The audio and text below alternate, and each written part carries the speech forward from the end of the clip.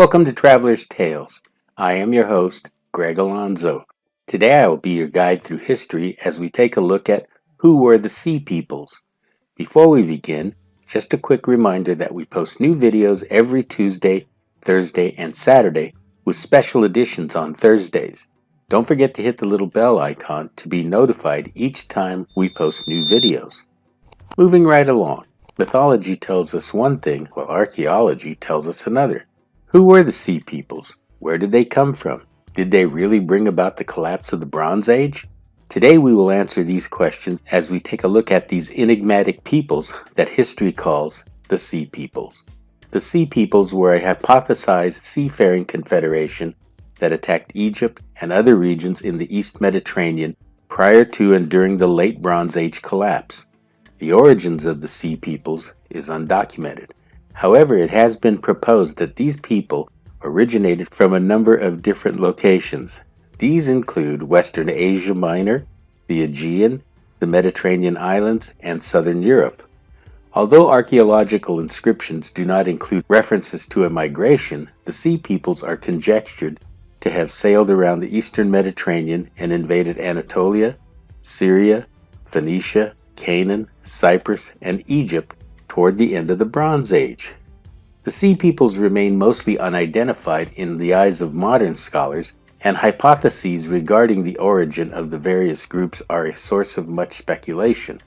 Existing theories variously propose that they were any of the several Aegean tribes, raiders from Central Europe, scattered soldiers who turned to piracy or became refugees, or migrants linked to natural disasters such as earthquakes and climatic shifts.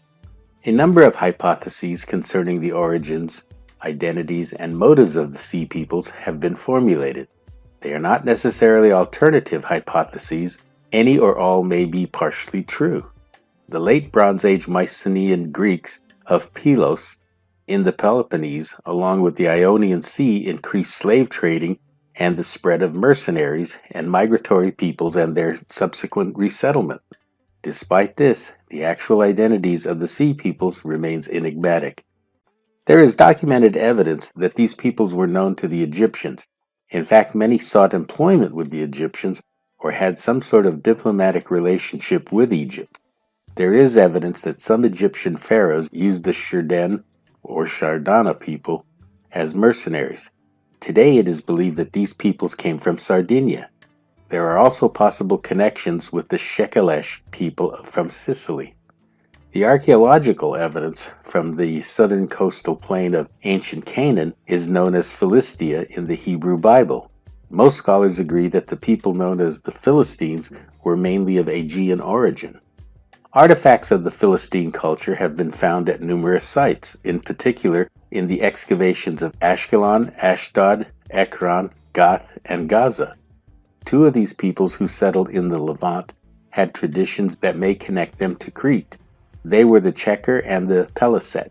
Originally they had migrated to Anatolia, but due to famine they wound up in the Levant.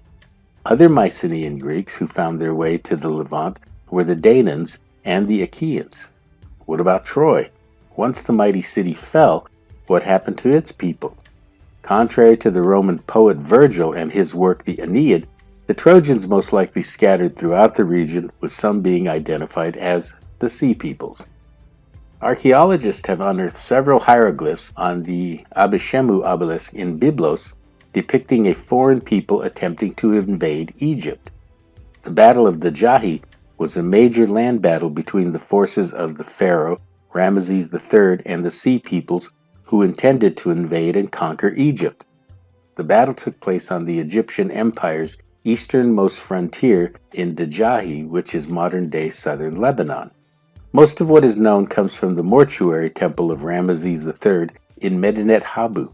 The description of the battle and the prisoners is documented in detail on the temple's walls. Temple reliefs also feature many bound prisoners who were defeated in the battle. The Sea Peoples with their naval fleet then attacked around the mouth of the Nile River. However, these invaders were defeated in what became known as the Battle of the Delta. Strangely enough, from this point on, the Sea Peoples seem to have disappeared from history. Or did they? New evidence has been unearthed by Swedish archaeologists that the remaining sea peoples eventually settled in the Jordan Valley at Tel Abu al-Kharaz. This brings us to the end of Who Were the Sea Peoples? If you enjoyed this video, please join our channel by becoming a member. Your support will enable us to continue putting out quality videos. Don't forget to like and subscribe to Traveler's Tales. This really is the best way to help our channel grow. Until we meet again at the crossroads of folklore and fact, Cartistos.